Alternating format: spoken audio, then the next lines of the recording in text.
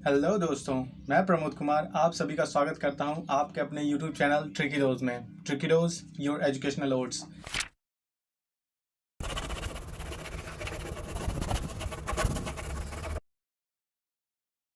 तो दोस्तों, आज का टॉपिक है अर्थ। अर्थ मीन्स पृथ्वी। दोस्तों, पिछली क्लास में तो आपको हमने बताया ही है कि अर्थ का यानी पृथ्वी का निर्माण कैसे हुआ है, पर फिर भी एक जानकारी के लिए अर्थ जो पहले अपने सौरमंडल में जो विस्फोट हुआ करते थे उन्हीं सबसे क्षुद्र ग्रह वगैरह से इन सब चीज़ों से बना हुआ अपना एक गोला है अर्थ। इस पर फिर हमने बात की थी जीवन की उत्पत्ति कैसे हुई। तो जीवन की उत्पत्ति भी हमने बताया कि किस प्रकार से एक एक करके अमीनो एसिड कैसे कैसे करके आया, वो चीज़ बताया। अब बात करते हैं इसकी संरचना के बारे में, हम लोगों ने इसको किस तरीके से जांचा परखा है वो चीज़। तो बात करते हैं इसके आकार के बारे में। तो दोस्तों, पृथ्वी का जो आकार है दिखने में तो आपको जिस तरह से डायग्राम है उसमें पूरी तरह से गोल एक वृत्ताकार तरीके से दिख रहा है, परंतु ये दिखने में ऐसा है पर थोड़ा सा साउथ और नॉर्थ से ये थोड़ा चपटा सा है। कहने को है थोड़ा सा ये चपटा सा है। मान लीजिए देखने में आप समझ लीजिए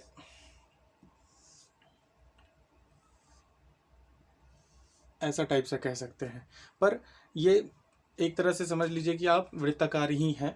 इसको रहने दीजिए। अब बात करते हैं इसके ये कब बना, कब निर्माण हुआ।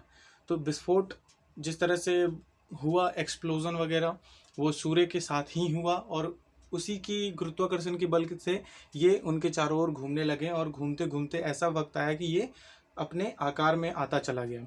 तो इसकी उम्र यानी एज समझ लीजिए आप 4550 million year, 4550 million year ago अपने पृथ्वी का निर्माण हुआ।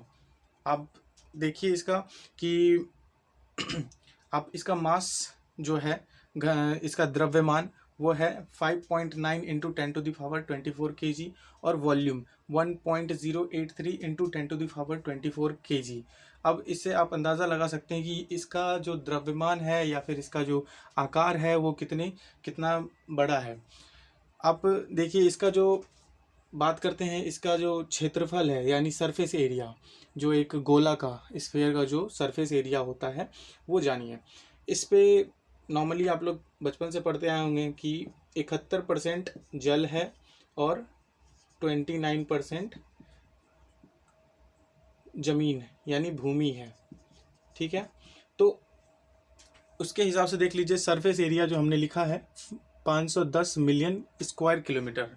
अब इसमें से आप पार्टीशन कर सकते हैं कि कितना क्षेत्रफल जलीय है, एक्वेटिक है, और कितना जो है सो जमीन है, जो कि 22 जो कि जीव प्राणियों के लिए बना हुआ है। अब आप ये सोच रहे होंगे कि पृथ्वी में ऐसे लाइनें जो कुछ कुछ हैं वो कैसे क्यों दिया गया है। तो इसके बारे में बता दूं कि जो ये काली वाली लाइन है इसको लॉन्गिट्यूड कहते हैं, देशांतर रेखाएं। लॉन्गिट्यूड देशांतर रेखाएं, और जो ये ब्लू वाली है जो नीचे हॉरिजॉन्टल जैसी दिख रही है इसको कहते हैं लैटिट्यूड, अक्षांश रेखाएं। अक्षांश रेखाएं और देशांतर रेखाएं, इन दोनों का काम हम लोगों ने इस पृथ्वी को पृथ्वी में कहीं इस पृथ्वी पर कहीं भी आने जाने के लिए यूज़ करने के लिए इस चीज़ का निर्माण किया गया है और सही तरीके से सही जगह का अनुमान लगाने के लिए किया है। दिखने में तो बहुत बड़ा है, जो लाइनें की है ये तो कुछ ही नहीं है, लेकिन एक्चुअल में बहुत ही ज़्यादा लाइनें हैं। और जिस तरीके से एक तरह से इसका एग्जाम्पल ले लें कि आपका GPS भी इसी इन सब चीज़ों पे ही काम करता है।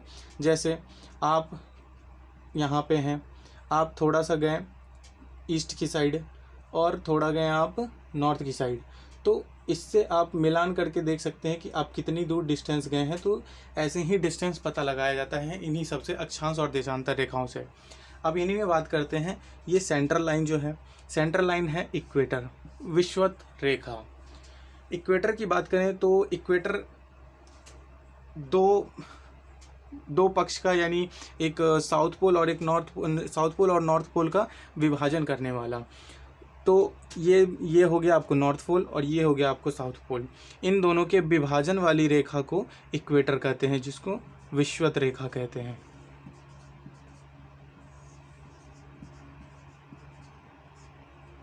विषुवत रेखा। अब बात करते हैं ट्रॉपिक ऑफ कैंसर और ट्रॉपिक ऑफ कैप्रिकॉर्न की। ट्रॉपिक ऑफ कैंसर के बारे में तो आप लोगों ने सुना ही होगा, कर्क रेखा।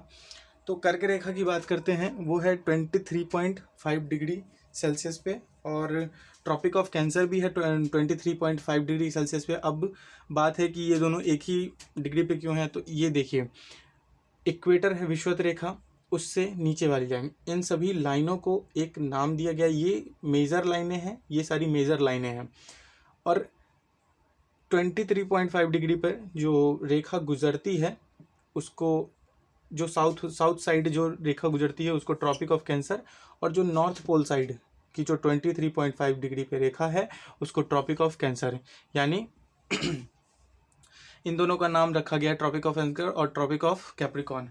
शायद ये अपने देश में से 8 स्टेट से शायद गुजरती है, तो इस बात का ध्यान रखेंगे। बाकी आगे जब भारत के बारे में पढ़ाया जाएगा तो उसमें आपको हम पूरी तरह से बताएंगे कि ये कितने स्टेट से, कौन कौन स्टेट से जाता है, गुजरता है, इसकी बात करेंगे। अब बात आती है नॉर्थ पोल और साउथ पोल की। नॉर्थ पोल जो सबसे उच्चतम बिंदु है पृथ्वी पर का, उसको नॉर्थ पोल कहते हैं, और जो सबसे नीचे वाला है उसको साउथ पोल कहते हैं। जैसा कि आप कोई भी मैप देखते होंगे उसमें ऐसा 2 चिन्ह बना रहता है, ये होता है आपको नॉर्थ, ये होता है साउथ, ईस्ट, वेस्ट, ये चीज़ आपको बना मिलता है, ईस्ट पॉइंट।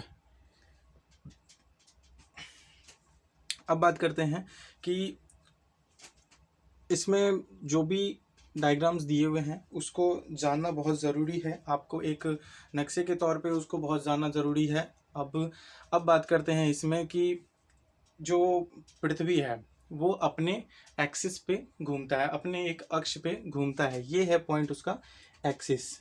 अब इस पॉइंट पे वो रोटेट करता है, इस पॉइंट पे वो रोटेट करता है।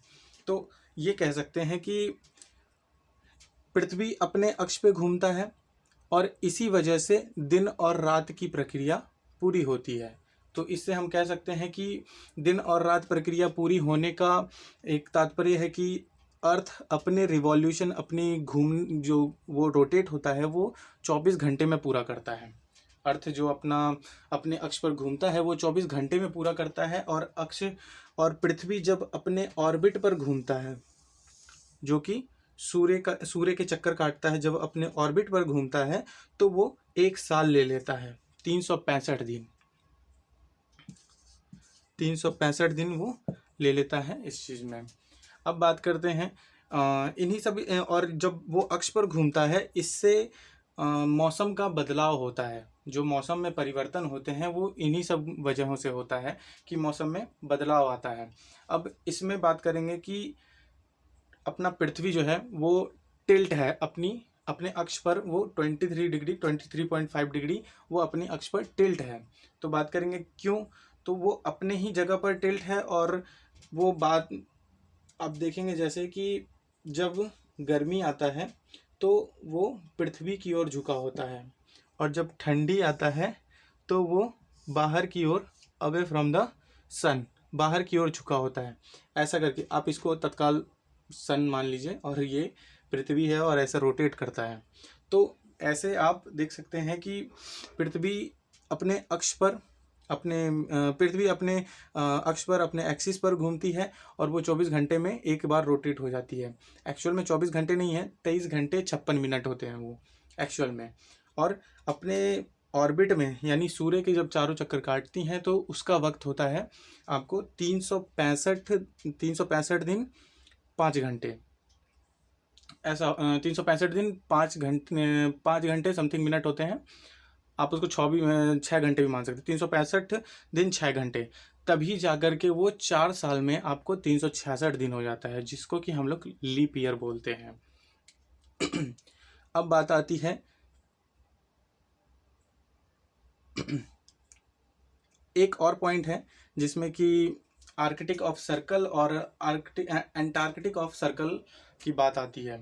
ये आपको होता है ये आपको 66.5 डिग्री सेल्सियस पे मिलता है, जो कि नॉर्थ और साउथ पोल पे मिलते हैं। इसका नाम आर्कटिक पोल है। जो नॉर्थ पोल है उसको आर्कटिक पोल कहते हैं और जो साउथ पोल है उसको एंटार्कटिक पोल कहते हैं।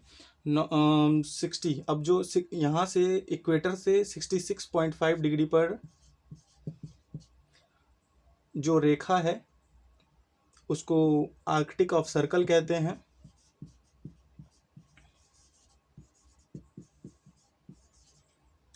और इक्वेटर से जो नॉर्थ साइड में साउथ साइड में जो 66.5 डिग्री पर रेखा है, जो ये अक्षांश रेखाएं हैं, उनको एंटार्कटिक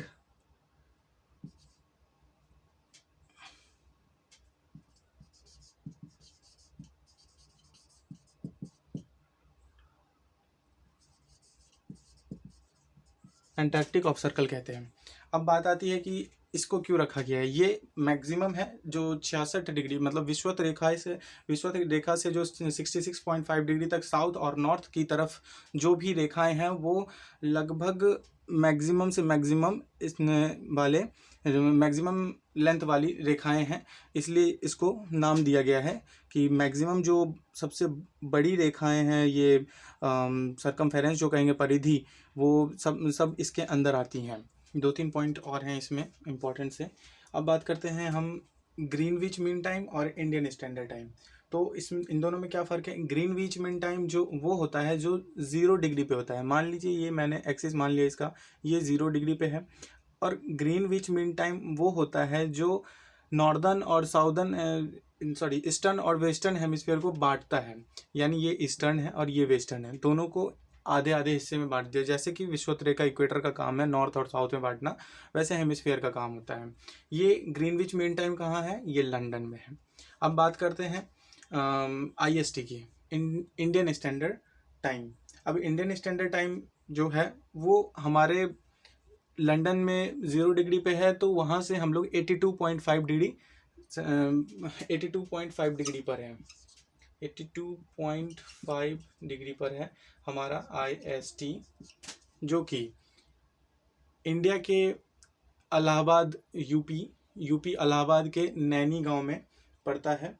और ये ग्रीनविच मीन टाइम से जो टाइम है GMT उससे 5.5 घंटा आगे है। ग्रीनविच मीन टाइम से ये 5.5 घंटा आगे की ओर है। तो ऐसे हम लोगों का, अब ये क्यों कह रहे हैं आगे है, अब ये है आपका लंदन और हम लोगों का है कंट्री यहाँ पे, ठीक। और इसकी रिवॉल्यूशन जो मैंने इससे पहले भी पढ़ाया था कि रिवॉल्यूशन जो है सो इसकी वेस्ट टू ईस्ट होती है। पृथ्वी की रिवॉल्यूशन जो अपने एक्सिस पे होती है, रोटेशन जो होती है वो वेस्ट टू ईस्ट की ओर होती है, इसलिए ये आगे की ओर है 5.5 घंटा। तो दोस्तों आज के लिए इतना ही, और please subscribe and like our channel. And मैं ये कहना चाहूँगा कि आप ज़्यादा से ज़्यादा लोगों को शेयर करें और लोगों को रेफ़र करें। Thank you so much.